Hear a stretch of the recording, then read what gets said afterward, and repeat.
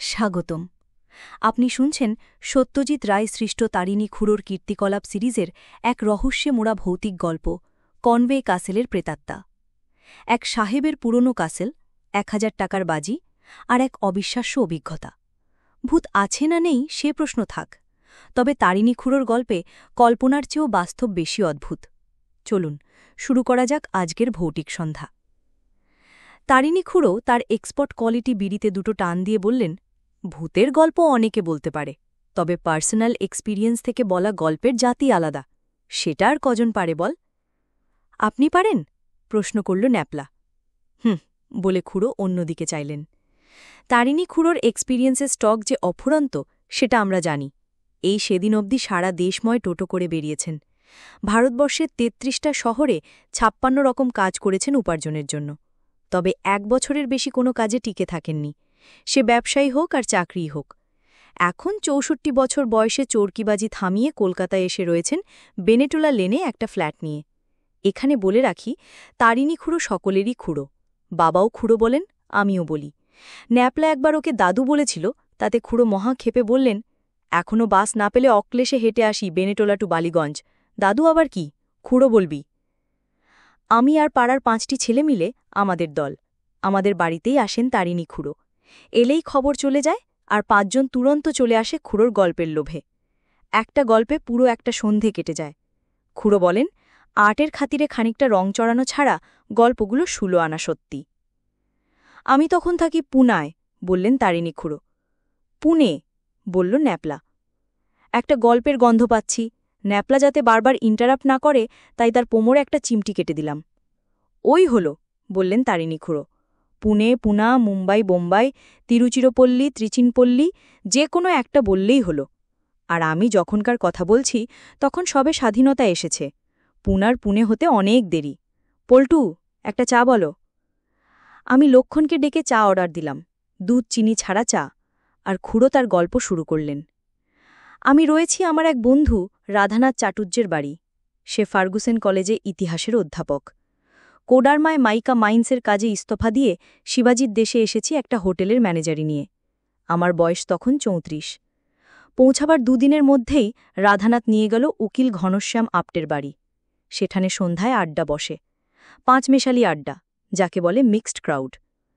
আমরা ৩ জন ছাড়া আসে মহারাষ্ট্র ব্যাংকের এজেন্ট মিস্টার যোশী, ম্যাকডারমোট কোম্পানির উচ্চপদস্থ কর্মচারী mister Hariharan, police inspector mister আগাশে, আর তরুণ সাংবাদিক আনোয়ার কুরেশি। কুরেশির বয়স আমাদের মধ্যে সবচেয়ে কম, ৩০ পৌঁছায়নি। তুখোর ছেলে, হ্যান্ডসাম চেহারা, চোখে জলজলে দৃষ্টি। সে আসে হরিহরণের সঙ্গে দাবা খেলতে। তারা ঘুটি এঘর ওঘর করেন, আর আমরা বাকি ৫ জনে মারি আড্ডা। সবচেয়ে বেশি কথা বলেন বাড়ির কর্তা আপ্টে সাহেব নিজে। আমার বিশ্বাস তার কথা বলার প্রয়োজনেই এই আড্ডার সৃষ্টি। কিছু লোক আছে যারা সাঙ্গপাঙ্গ ছাড়া বাঁচতে পারে না। এই সাঙ্গপাঙ্গ যদি তোষামোদে হয় তাহলে তো কথাই নেই। অবশ্যই আড্ডার সকলে আপ্টেকে তোষামত করে বললে ভুল হবে, তবে ওর মতামতের প্রতিবাদ কেউ করে না। আগাশের মতো খুশমেজাজের দারোগা আমি কার দুটি দেখিনি। অবশ্যই যখন প্রথম আলাপ, তখন তিনি একটা ব্যাপারে কিঞ্চিত দুশ্চিন্তাগ্রস্ত। সম্প্রতি কিছু টাটকা জালনোট পাওয়া গেছে পুনাতে। জালিয়াত কারা এবং তাদের আস্তানাটা কোথায়, তাই নিয়ে পুলিশ দপ্তরে বেশ চাঞ্চল্য পড়ে গেছে। আগাশীকে তাই মাঝে মাঝে অন্যমনস্ক হয়ে পড়তে দেখা যায়। দলের মধ্যে স্বল্পভাষী হলেন মিস্টার যোশী, তবে শ্রোতা হিসেবে তিনি চমৎকার। সব কথায় উদ্গ্রীব হয়ে শোনেন। হাসির কথায় ঘর কাঁপিয়ে অট্টহাস্য করেন, দুঃখের কথায় তার জিভ দিয়ে চুকচুক শব্দ শুনে আপ্টের পোষা ড্যালমেশিয়ান বারান্দা থেকে ল্যাঞ্জ নাড়তে নাড়তে যোশীর কাছে চলে এসেছে, এ ঘটনা বহুবার ঘটেছে। আমার স্টকে হাজার গল্প। বাংলার বাইরে বছরের পর বছর কাটিয়ে ইংরেজিটাও বেশ রপ্ত, তাই আমার একটা বেশ ভালো পজিশন হয়ে গেল আপ্টের আড্ডায়। কি প্রসঙ্গে মনে নেই, একদিন কথা উঠল অশরীরী আত্মার। দেখা গেল আপ্টে ছাড়া আর সকলেই ভূতে বিশ্বাস করে।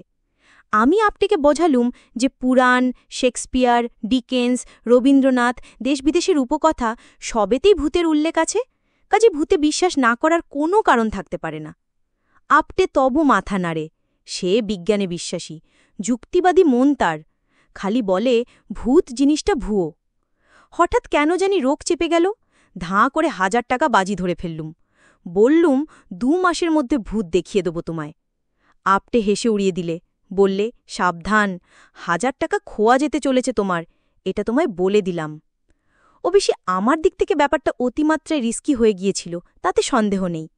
রাধানাথের কাছে ভর্ৎসনাও শুনতে হয়েছিল, কিন্তু বাজির ব্যাপারে দাবার মতোই চাল ফেরত নেওয়া যায় না, কাজে ব্যাকআউট করার কোনো প্রশ্নই ওঠে না। এরই দিন 7 বাদে আমাদের আড্ডা এলেন প্রফেসর অটো হেলমার, জার্মানির স্টুটগার্ট শহরের বাসিন্দা। ভদ্রলোক পক্ষীবিদ, ভারতবর্ষে এসেছেন ভারতীয় পাখির ডাক রেকর্ড করতে। টেপ রেকর্ডার জিনিসটা তখন সবে আবিষ্কার হয়েছে। সাহেবের কাছেই প্রথম দেখলুম সেই আশ্চর্য যন্ত্র। আমাদের নানা রকম পাখির ডাক শুনিয়ে সাহেব বললেন পুনায় এক জায়গায় তিনি নাকি হুতম প্যাঁচার ডাক শুনেছেন, সেইটে রেকর্ড করতে পারলেই নাকি তার মনোবাঞ্ছা পূর্ণ হয়। প্যাঁচার ডাকের ভালো রেকর্ডিং তিনি এখনও পাননি। কোথায় শুনলে ডাক, প্রশ্ন করলেন আপটে। তাতে হেলমার সাহেব একটা বাড়ির বর্ণনা দিলেন, দুর্গ প্যাটার্নের প্রাচীন পরিত্যক্ত সাহেব বাড়ি, সেন্ট মেরি গির্জার পূব পাশে। তারই কম্পাউন্ডে নাকি 2 রাত আগে প্যাঁচাটা ডাকছিল। সাহেব ছিলেন গাড়িতে, সঙ্গে টেপ রেকর্ডার। চলন্ত অবস্থাতেই ডাকটা শুনে গাড়ি থামিয়ে নেমে কম্পাউন্ডে পাঁচিলের ধারে 1 ঘণ্টা দাঁড়িয়ে থেকেও কোনো ফল হয়নি, প্যাঁচা আর ডাকেনি। বাড়ির বর্ণনা এবং অবস্থান শুনে আমাদের অনেকেই বললেন যে সেটা কনওয়ে ক্যাসল। এখানে বলা দরকার যে ব্রিটিশ আমলে পুনা ছিল সাহেবদের একটা বড় ঘাঁটি। মিলিটারি তো বটেই, সিভিলিয়ানও অনেক থাকতেন পুনা শহরে। তারা অনেকেই রিটায়ার করার পর পুনাতে বাড়ি করে সারা জীবন সেখানেই কাটিয়ে দিতেন। ব্রিগেডিয়ার কনওয়ে ছিলেন এই রকম একজন সাহেব। তারই তৈরি বাড়ি এই কনওয়ে ক্যাসল। কুরেশি বাড়িটা সম্বন্ধে কিছু তথ্য জানে, সেই বললে। বাড়িটা তৈরি হয় কুইন ভিক্টোরিয়া যে বছর ভারত সাম্রাজ্ঞী হন সেই বছর, অর্থাৎ 1876 খ্রিস্টাব্দে। কনওয়ে এই বাড়িতে প্রবেশ করার 6 মাসের মধ্যে নাকি তার স্ত্রী ও 2টি ছেলে মারা যায়।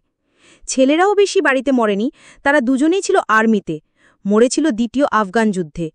স্ত্রী মারা যায় যক্ষা রোগে, আর তার 3 মাসের মধ্যে কনওয়ে নিজেও মরে। কিভাবে মরে জানা যায়নি, তবে অনেকের ধারণা সে আত্মহত্যা করে। মোট কথা, সেই থেকে এই বাড়ি অভিশপ্ত বাড়ি বলে পরিচিত। কেউ আর সে বাড়িতে থাকেনি, সকলের পক্ষে সম্ভবও হতো না, কারণ এত প্যাল্লায় বাড়ি মেনটেন করা মুখের কথা নয়। আসবাবপত্র যা ছিল সবই নাকি কনওয়ের এক আত্মীয় বিলেত থেকে এসে নিলামে বিক্রি করে দেয়। রাধানাথ সব শুনে টুনে বলল, কনওয়ে ক্যাসল সম্বন্ধে একটা ঘটনা শুনেছি, সেটা স্বদেশী আন্দোলনের সঙ্গে যুক্ত।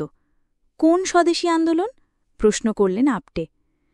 বালগঙ্গাধর তিলকের সময়কার, বললে রাধানাথ, 19বিংশ শতাব্দীর একেবারে শেষের দিকে। মেজর লেথব্রিজ বলে এক সাহেবকে হত্যা করার চেষ্টা করেছিল এক সন্ত্রাসবাদী দল। তারা নাকি ওই ক্যাসলে তাদের গুপ্ত ডেরা করেছিল, পরে আত্মসমর্পণ করে। তবে তাদের লিডার আচরেকারকে নাকি ধরা যায়নি, সেই বেপাত্তা হয়ে যায়। কনওয়ে ক্যাসলে খোঁজ করা হয়েছিল কি, আপটে প্রশ্ন করলেন। আগাশে হো হো করে হেসে উঠলেন। মিস্টার আপটে, পুলিশও মানুষ, তাদেরও ভূতের ভয় আছে। ওই অভিশপ্ত বাড়ি রেড করতে গেলে রীতিমতো হিম্মত লাগে। এদিকে আমার কৌতূহল জাগিয়ে উঠেছে। ছেলেবেলা থেকেই ডানপিটে মোর শখ, সেটা 34 বছরও পুরোপুরি বজায় আছে। পরপর অতগুলো মৃত্যু যেখানে ঘটেছে, সেই বাড়ির ভেতরে 2-1টা প্রেতাত্মা বসবাস করবে নাকি? বাজি জেতার পক্ষে এ যে একটা বড় সুযোগ।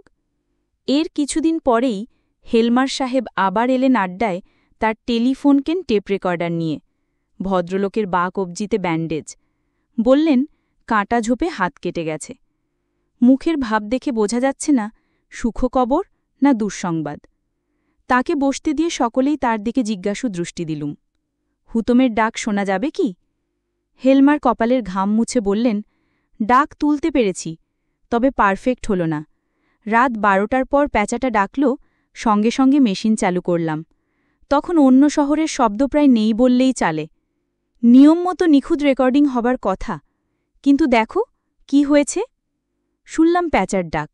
ছেলেবেলা আমাদের বাদুরবাগান বাড়ির পাঁচিলের ওপারে পুকুরের ধারে শেওড়া গাছে একটা হুতম প্যাঁচা থাকত, তাই তার ডাক চেনা ছিল।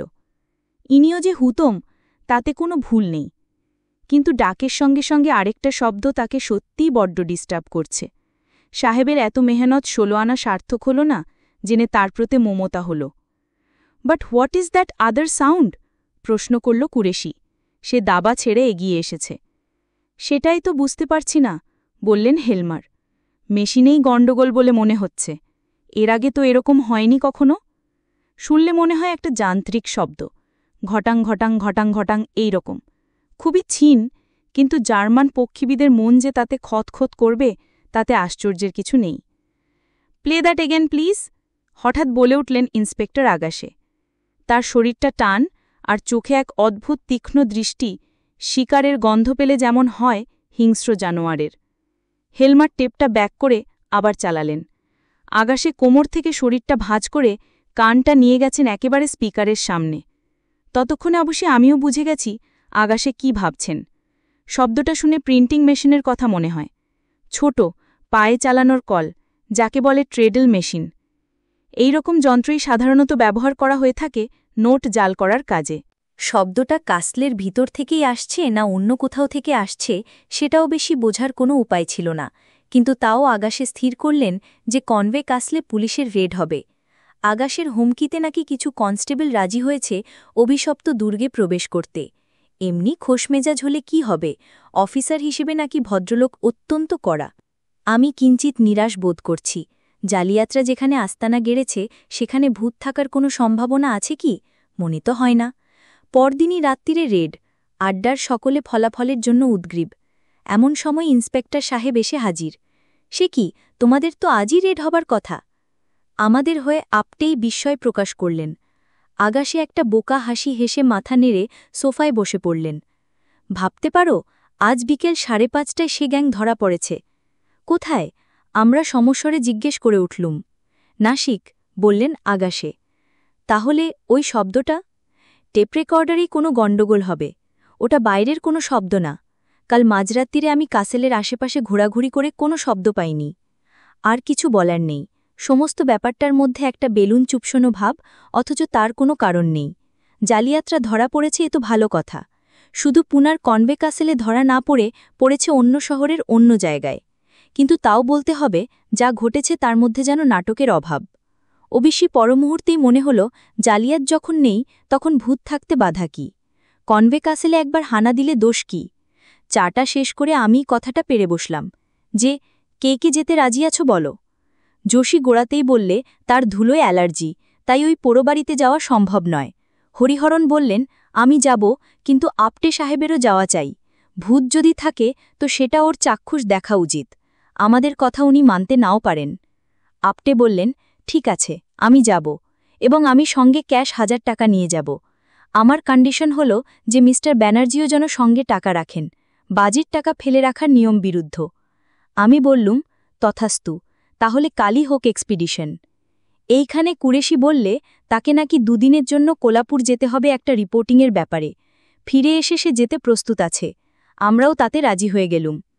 আগাশে এতক্ষণ চুপ করে আমাদের কথা শুনছিলেন, এবার তিনি মুখ খুললেন। জেন্টিলম্যান, তোমাদের একটা প্রশ্ন করতে চাই। কাসলের সদর দরজা যদি তালা দিয়ে বন্ধ থাকে, তাহলে সেটা খোলার যন্ত্র বা জানালা ভেঙে খোলার সরঞ্জাম এসব তোমাদের আছে কি? কাজটি কিন্তু সহজ নয়। এ প্রশ্নের জবাব অবশ্যই হ্যাঁ হতে পারে না। আমাদের যেটা আছে সেটা হলো উৎসাহ আর উদ্যম। যন্ত্রপাতি থাকবে কোত্থেকে? আমরা ওর মুখ চাওয়াচাবি করছি দেখে আগাশে একটু হেসে বললেন, কাজেই বুঝতেই পারছ আমি ছাড়া তোমাদের গতি নেই। ভালোই হলো, শুধু জানালা দরজা ভেঙে খোলার সরঞ্জাম নয়, একটি আগ্নেয়াস্ত্রও থাকবে সঙ্গে, এটাও কম ভরসা নয়। জুন মাস, দিনে বেজায় গরম, রাত্রিরের দিকটা তবু একটু ঝিরঝির হাওয়া দেয়। বন্দোবস্ত অনুযায়ী খাওয়া দাওয়া সেরে ঠিক 11:30টার সময় আমরা 6 জন সেন্ট মেরি গির্জার সামনে জমায়েত হলাম। পাড়াটা নির্জন, গাড়ি চলাচল নেই বললেই চলে। আমরা দল বেঁধে এগোলাম কনভে কাসেলের দিকে। ফটক থেকে কাসলের দরজা অবধি লম্বা রাস্তা। এককালে বাহার ছিল রাস্তাটার, সেটা আজ করা যায়। এখন পথ বলতে প্রায় কিছুই নেই। টর্চের আলোয় কোনো রকমে আগাছা বাঁচিয়ে পা ফেলতে হয়। বাড়িটা আমাদের সামনে অনেকখানি জায়গা জুড়ে এক বিশাল প্রেতপুরীর মতো দাঁড়িয়ে আছে। কেউ যে কোশমিনকালেও সেখানে ছিল সেটা এখন আর বিশ্বাস হয় না।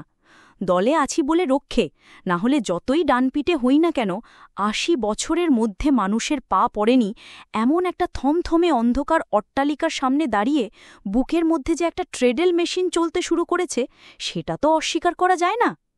আগাশে সদর দরজায় ঠেলা দিতেই সেটা একটা জান্তব আর্তনাদ করে ধীরে ধীরে খুলে গেল, আর সেই সঙ্গে ইঁদুর, বাদুর, পায়রা, চামচিকে, গিরগিটি, ছুঁচো মেশানো একটা গন্ধের ধাক্কায় আমরা সকলেই বেশ কয়েক হাত পিছিয়ে গেলুম। তারপর দুরু দুরু বক্ষে সবাই মিলে ঢুকলুম ভেতরে। এটা ল্যান্ডিং। বাঁদিকে চওড়া কাঠের সিঁড়ি উঠে গেছে দোতলায়। আগে একতলা সেরে তারপর দোতলায় যাব, এটাই আমার ইচ্ছে ছিল। দেখলাম সকলেই তাতে সায় দিলে। আমরা সার বেঁধে গিয়ে ঢুকলুম একটা বিশাল ঘরে। সম্ভবত ডাইনিং রুম ছিল এটা। সারা ঘরে একটিও আসবাব নেই ঠিকই, কিন্তু দেয়ালে ধুলিমলিন ওয়ালপেপারের ওপর বড় বড় ছবির ফ্রেমের দাগ রয়েছে। খানতিনেক দেয়ালবাতির মোর্চে ধরা ব্র্যাকেট রয়েছে, আর সিলিং থেকে ঝুলে আছে ঝাড় লণ্ঠন আর টানা পাখার হুক। এটার কড়িকাঠেই বাদুর ঝোলার কথা, তবে তারা বোধহয় রাত্রিরে খাদ্যের সন্ধানে বেরিয়েছে।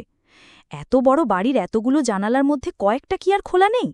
বাদুর না থাকলেও ছোটখাটো চতুষ্পদ প্রাণী যে কিছু রয়েছে সেটা মেঝের এদিক ওদিক থেকে সরাত সরাত শব্দেই বুঝতে পারছি। এতক্ষণ সবাই একটা জমাট দল বেঁধে চলাফেরা করছিলুম। বড় ঘর পেয়ে সেটা কিছুটা আলগা হল। কুরেশি দেখলুম একাই একটা টর্চ নিয়ে হলঘরের পাশের একটা দরজা দিয়ে বেরিয়ে গেল। আপটেও খানিকটা এগিয়ে গেছে আমাদের ছেড়ে, তারও নিজস্ব একটি টর্চ আছে। ভূত এখনও চোখে পড়েনি ঠিকই, কিন্তু এর চেয়ে ভালো ভৌতিক পরিবেশ আর কী হতে পারে আমি জানি না। হলঘরের একটা দরজা দিয়ে ডাইনে ঘুরে একটা প্যাসেজ পড়ল। সেটার ডাইনে বায়ে দুদিকেই ঘরের সারি। আগাশে তার 5 সেলের টর্চ জেলে এগিয়ে চলল প্যাসেজ ধরে, আমরা তার পিছনে। ঘর পড়লে দরজা দিয়ে আলো ফেলে একবার চোখ বুলিয়ে নিচ্ছি। এইভাবে 5খানা ঘর দেখার পর একটা ঘটনা ঘটল যেটা ভাবতে এখনও গায়ের লোম খাড়া হয়ে ওঠে। একটা গোঙানির শব্দের সঙ্গে সঙ্গে প্যাসেজের শেষ প্রান্তের বায়ের একটা দরজা থেকে পিছন ফিরে টলটলে করে বেরিয়ে এলো কুরেশি। তার মুখ দেখতে না পেলেও আতঙ্কের ছাপ রয়েছে সর্বাঙ্গে, সেটা বুঝতে পারছি। ঘাড় কুঁজো, হাত দুটো পিছনে এবং কনুইয়ের কাছে ভাঙা, হাতের আঙ্গুলগুলো ফাঁক। আগাশের সঙ্গে আমরাও দৌড়ে গেলাম কুরেশির দিকে। আপটেও এখন আমাদেরই সঙ্গে রয়েছে। কি হলো, কি ব্যাপার? আগাশে ব্যস্তভাবে প্রশ্ন করলে। কুরেশি কাঁপা হাত দিয়ে খোলা দরজার দিকে দেখিয়ে দিলে। ঘরের ভেতর আলকাতর অন্ধকার। আগাশে তার টর্চটা ফেলতে প্রথমে বিপরীত দিকের দেয়াল ছাড়া আর কিছুই দেখা গেল না। তারপর টর্চটা একটু তুলতেই যা দেখলুম তাতে শরীরের রক্ত হিম হয়ে গেল। সিলিং থেকে ঝুলছে দড়ি, আর সেই দড়ি ফাঁস দিয়ে বাঁধা একটি আস্ত নরকঙ্কালের গলায়। ধন্যী ইন্সপেক্টর আগাশে। এই চরম আতঙ্কের মুহূর্তেও সে দিব্যি ঠান্ডা গলায় বললে, ইনিই সেই স্বদেশী গানের লিডার আচরেকর বলে মনে হচ্ছে। এই কারণেই বেপাত্তা হয়ে গেছিলেন ভদ্রলোক। But a skeleton is not a ghost. ঠিকই বলেছেন মিস্টার আপটে, এবং তিনিও যেমন দিব্যি স্বাভাবিকভাবে বললেন কথাটা, তাতে তার নার্ভের তারিফ না করে পারা যায় না। সরি বললেন কুরেশি, হঠাৎ সামনে কঙ্কালটা দেখে একটু বেসামাল হয়ে পড়েছিলাম। কিন্তু ওটা কি? প্রশ্নটা করলেন আগাশে। তার টর্চের আলো এখন সিলিং থেকে নিচের দিকে নেমেছে। ঘরের কোণে ধুলো আর মাকড়সার জালে মুজি দেওয়া কিসের জানি একটা স্তূপ। আলোটা ভালো করে ধরতে বুঝতে পারলুম জিনিসটা কি, আর তেরে একেবারে তাজ্জব বনে গেলুম। এ যে দেখছি একটা ট্রেডল মেশিন। এখানে ছাপার যন্ত্র কি করছে? আগাশে ব্যাপারটার একটা খুব সহজ এক্সপ্লানেশন দিয়ে দিলেন। বললেন, এটা যদি সন্ত্রাসবাদীদের ঘাঁটি হয়ে থাকে তাহলে ছাপার কল থাকা অস্বাভাবিক নয়। 1 নম্বর, তাদের মুখপত্র লুকিয়ে ছাপবার জন্যে কলের দরকার হতো। 2, সন্ত্রাসবাদীরা টাকার প্রয়োজনে নোটজাল করেছে, এও অনেক শোনা গেছে। রাধানাথ একথায় সায় দিল। মাথার ওপর ঝুলন্ত কঙ্কাল আর তার নিচে নির্জীব যন্ত্রটা অদ্ভুতভাবে যেন এক অতীত যুগের সাক্ষ্য দিচ্ছে। আরও অনুসন্ধানের প্রয়োজন আছে কি? প্রশ্ন করলেন মিস্টার আপটে। আমরা সকলেই বললাম যে যখন এসেছি তখন সারা বাড়িটা না দেখে ফিরব না। আমিই অবশ্যই কথাটায় সবচেয়ে বেশি জোর দিলাম। কঙ্কাল হল মৃত ব্যক্তির দেহের পরিণাম।